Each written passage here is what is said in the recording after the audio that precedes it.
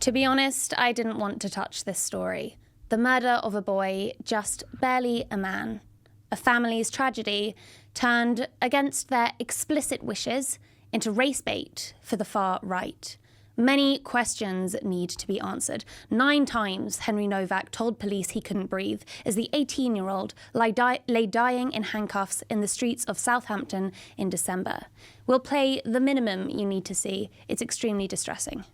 What's happened to you, right? Been stabbed. You've been stabbed? Whereabouts? Don't think you have, mate.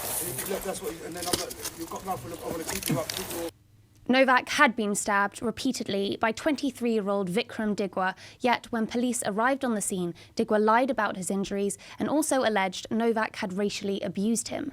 Digwa is a British Sikh and has now been sentenced for life with a minimum of 21 years.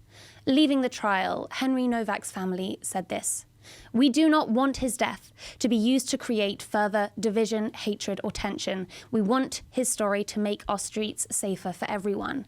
And how dignified, how powerful is that? They said, this is not a case about racism, this is a case about murder. So why is the conversation ripping the internet about anti-white policing and two-tier justice? Two-tier, a hashtag that first trended during the UK summer riots in 2024. It claims white people are discriminated against in the UK's justice system. It's a hashtag used again now to turn public anger into racist violence. Let me be absolutely clear. The two-tier hashtag is misinformation. Inequality in policing does exist, borne out over decades by data. But it's not white people who are being discriminated against. Black people in Britain are 7 times more likely to die after police restraint. Since its malicious construction in 2024, this hashtag has waited in the wings for convenient opportunities to turn one man's tragedy into another man's gain.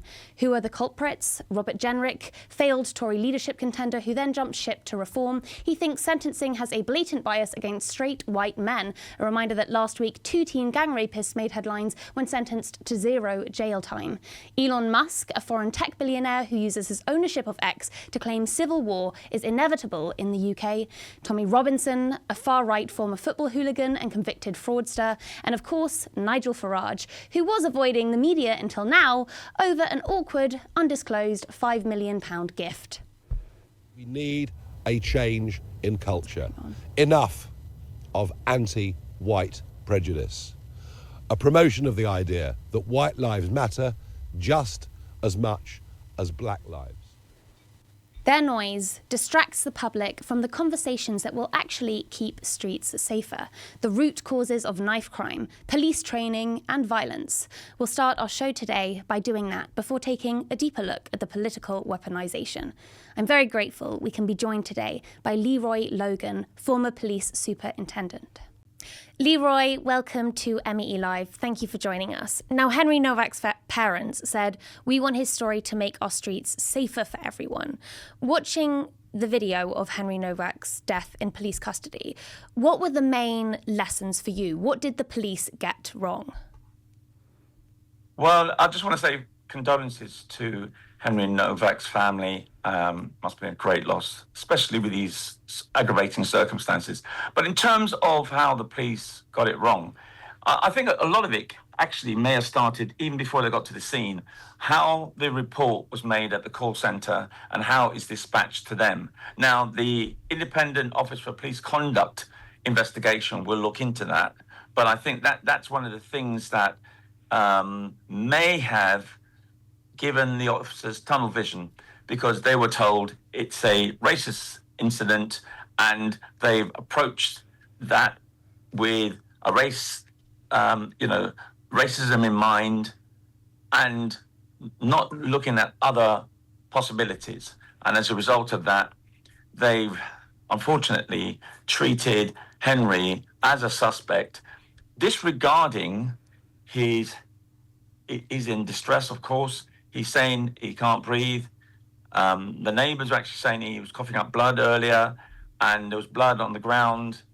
If they'd done a really proper search, they may have seen those stab wounds and seen how bad he was, instead of slapping on the handcuffs, which was insult to injury. And of course, he died hearing the officer saying you're under arrest and giving him the caution. And prioritising life is mandated by the College of Policing guidance, and that's under the European Convention of Human Rights. So it certainly was erroneous for police to presume that Henry was guilty to the extent that they then neglected to prioritise his life. As you mentioned, race is a part of this. They arrived at the scene assuming that Henry Nowak had racially abused his killer. So is the problem here, as commentators on the right are saying, that police officers are now too woke? Now, there's a difference between bad policing and anti-racism policing. We saw an example of bad policing. Those officers not being objective, being tunnel vision around the incident, not really exploring the possibilities. And as a result of that, they went into a mode of, you're under arrest, mate, and caution him. Now, what we're seeing with certain political parties and spokespersons for those parties is that EDI or DEI training influenced them. Now, I'm saying there's no policy or regulation that has that sort of bad policing in mind. What you have are regulations and policies and advice and guidance, but it's still down to the individual officer or officers to execute it in an objective and very efficient way. Now, those officers didn't do that. So that's got nothing to do with anti-racism training. And as a result of that, we're seeing dog whistle politics being used to justify their agenda of this two-tier policing. We have gone too woke, and we have a system where it needs to be more focused on white lives matter. Well, we know all lives matter. So, and crime is crime. It has no color. We need to be an efficient and effective organization in terms of policing, and of course, dispel these issues of two-tier policing because it has no evidence base. There's no suggestion that there is that. So I'm going to say to Nigel Farage, listen, you're awash with money, you've got private donors giving you all sorts of things. Why don't you commission some research to say that you are looking at two-tier policing? So it's evidence-based. And instead of gaslighting people on these assumptions and anecdotal comments, which tends to influence people because it appeals to their ignorance and fear and buys into that populist agenda. And we just got to stop it, because Nigel Farage ignored the family to say, don't politicize my son's death.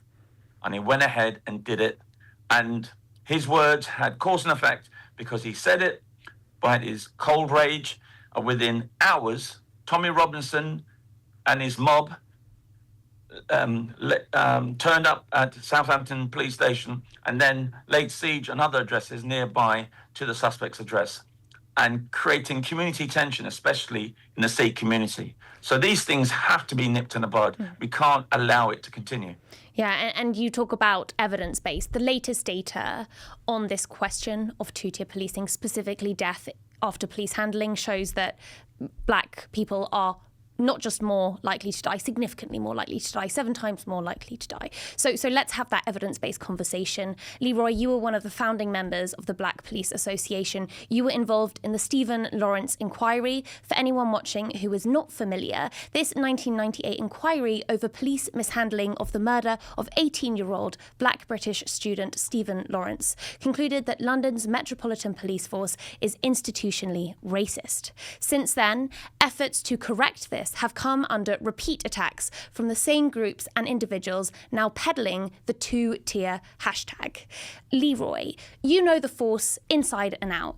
Can you address this question of anti-white bias in UK policing? How accurate, from your experience, is it? It is inaccurate to the nth degree. There is no evidence to that. And for me, it's absolutely a stupid term as far as I'm concerned, because how can a majority white organisation be anti-white? I mean, it doesn't make sense. It's absolutely foolishness as far as I'm concerned. And of course, there's no evidence around it. And that's why I say, Nigel, go and do some research, mate. Get your people to do some empirical research and we can have an evidence-based conversation. Until then, stop gaslighting people. You know, put up or shut up, literally. Because it's causing community tension and it's causing violence. And we are coming into the summer madness. And the last thing we want is race-based violence.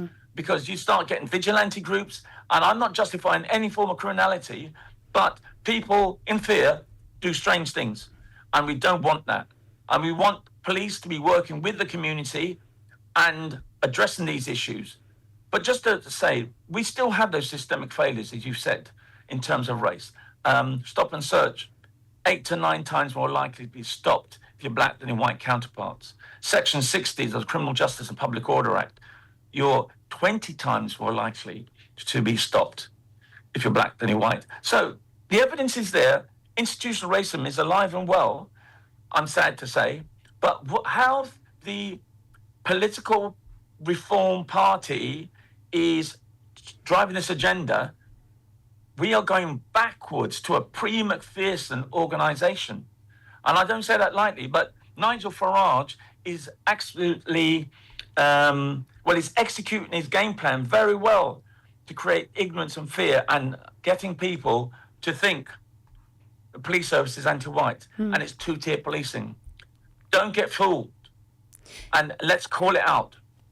Now, the other thing that we have to talk about here is the issue of knife crime.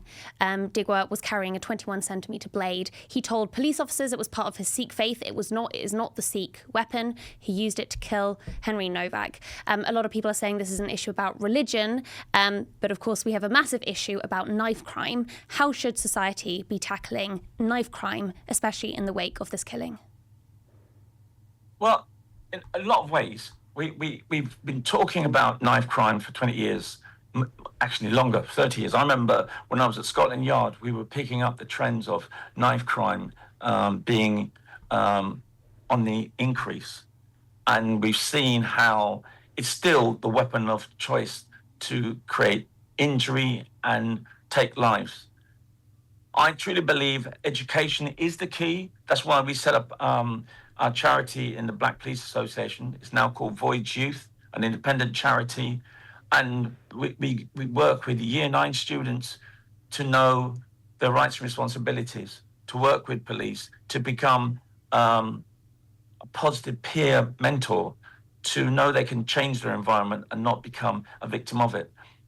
We know that the public health approach, the holistic public health approach, helps young people to know the importance of their lives and how they have to contribute to other people's lives, not buy into the gangster glamour and, you know, all of the disrespect type of agenda. So we've got to have those sort of approaches. You can't arrest your way out of this problem. You can't stop and search your way out of the problem. You've got to work with the constituent group of young people at the earliest stage, even earlier than Year 9, maybe in primary school, Year 5 and 6, to ensure that they're not getting into the mindset of carrying a knife. Because if you carry a knife, you're 4 to 5 times more likely to be a victim of it, maybe even 10 times, depends on what sort of people you're working with. And choosing your friends wisely. You know, it's so important to let young people know, don't run with the crowds that into this disrespect culture and thinking that it's glamorous to be a gangster. It's glamorous to go to school, get a good education, and be your own person. Do not be defined by social media as well. You know, social media is like accelerant to all this street crime, because they're organizing it in a way that you can get this mob violence. We've even seen it with shoplifting and people steaming into shops. We've seen it in large gatherings, even like the carnival.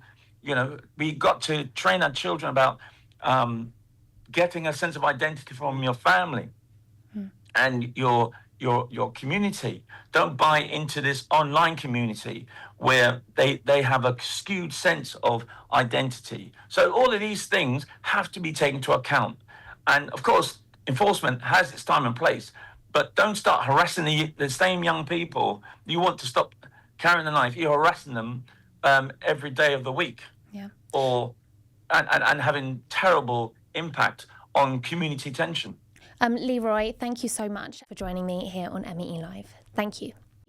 Now, I have to call myself out in that interview because I, in one question, when I was asking about whether this was an issue of knife crime or religion, I said that Digwa did not use the Sikh weapon instead of the Sikh knife. The Sikh ceremonial knife is not intended for use as a weapon, and it's certainly not inherently defined as a weapon. But you see, this is a difficult conversation that has to be had now, because Vikram Digwa claimed falsely, or at least he alleged, that Henry Nowak had racially abused him. He had knocked off his turban, and this was certainly a factor in why Henry Nowak was treated so criminally. This is not the only way in which Digwa weaponized his Sikh identity. He also claimed that the 21-centimetre blade he used to kill Nowak was part of his faith. It was not, nor would it have been part of his faith if it had been illegally used in this way when it was the Sikh ceremonial knife. But in the wake of this, questions have arisen over knife laws in the UK, and specifically the legal exemption for knives that qualify as articles of faith. For example, the Sikh kirpan, which you can see on screen now. Under UK law, a person can possess a kirpan for religious, ceremonial, sporting or historical reasons, but like any bladed article, it can become an offensive weapon if it is used unlawfully. So to help us navigate this conversation and other conversations that have come up about faith and religion is Labour MP Jas Athwal, chair of the All-Party Parliamentary Group for British Sikhs. Jas, welcome to MEELive, and thank you for being here with me today. Now, firstly, following the sentencing of Henry Nowak's murder, you published a statement signed by a cross-party collective of Sikh MPs here in the UK. What was your message?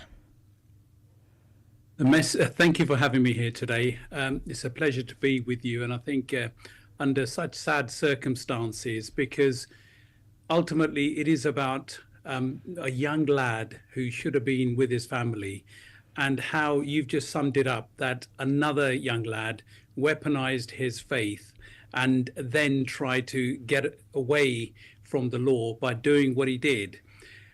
I can't even begin to process what Henry's parents would be going through. What would Henry be going through in his last few minutes of his life? And I think the message we tried to put out was that we want to be together. This is about a violent crime being committed by one person, and instead of vilifying the entire community, what we need to do is take a step back, look at what's happened, let justice be done, because the court case may be over initially. There are lots more things to be done, particularly around Digwa's family and everything else that entails that.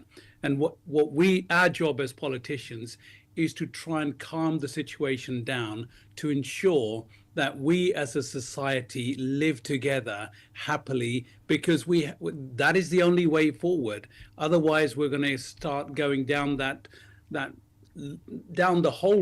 rabbit hole of racism, the sort of things that we used to fight long time ago, and we don't want to go there. Now, of course, in the wake of this case, there have been riots in Southampton. Anger has been directed pretty blindly against Muslims, migrants, as well as just Sikhs. Even if it was just against Sikh, which is the only one of those categories that Digwa actually was, this would be, as you described, collective punishment, which is blindly, irrationally racist. I wonder if you saw this coming sort of as soon as that case broke, as soon as we saw the early political comments on it. And I think looking at the behaviour of politicians around you, many of whom have waded into this conversation, are you concerned about the rhetoric that you are seeing coming from some of your peers in the House? Absolutely. And I think it's that rhetoric which really worries me. I think the problem is that politicians have been very, very quick to rattle off all the narratives that really stokes the fires of division. And we've had, whether it's Rupert Lowe, Nigel Farage, or even Suella Braverman, Robert Jenrick, even the way they sort of condemned the comments made by the leader of the Conservative Party, who actually said that all lives matter. I'm not concerned about white lives. I'm not concerned about black lives. I'm concerned about all lives. And yet that was weaponized by politicians. It really seems to me at the moment that politicians are more interested in harnessing votes out of every situation rather than actually be the grown-ups in the room who are going to take the country forward. And what we have to do is try and come to terms with that, because certainly I know politicians of yesteryear would have been working together. There's a lot that we can learn as politicians today.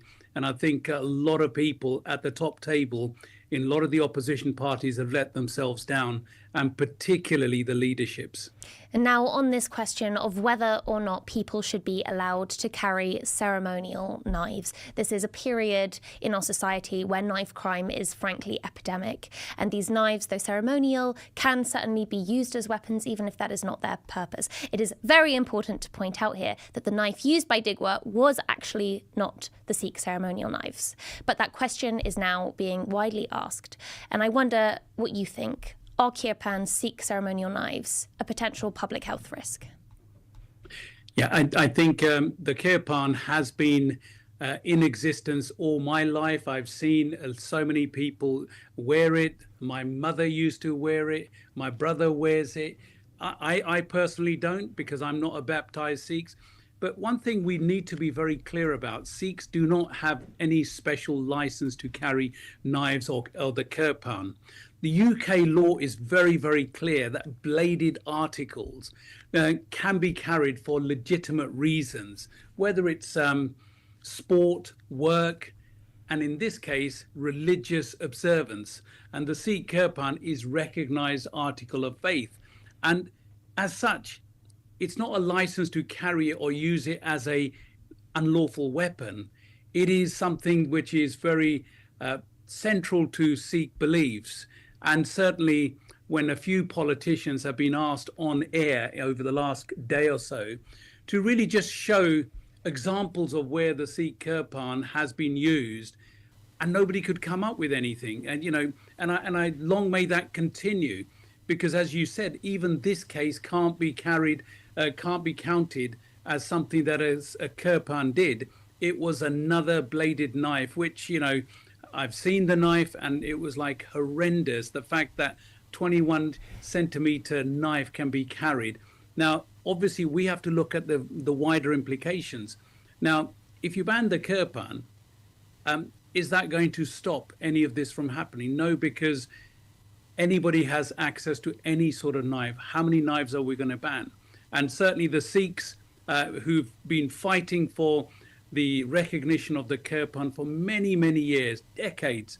And when they finally got it 40 years ago, and it's taken one incident which didn't even go down with the use of the Kirpan, as not only that, I think in your build-up at the start, not only are the Sikhs being vilified, all people of colour have been vilified, and certainly the abuse I have on my X account. I only use the X account to broadcast information, but the information that comes back, I'm embarrassed that there are human beings in this country or in this world who use the kind of language just to sort of, even if it was to convey my condolences to the Nowak family, which, you know, I sincerely do as a father of 4 children. I cannot, like I said before, even begin to process what that father or mother must be going through. Jas Athwal, thank you so much for your time.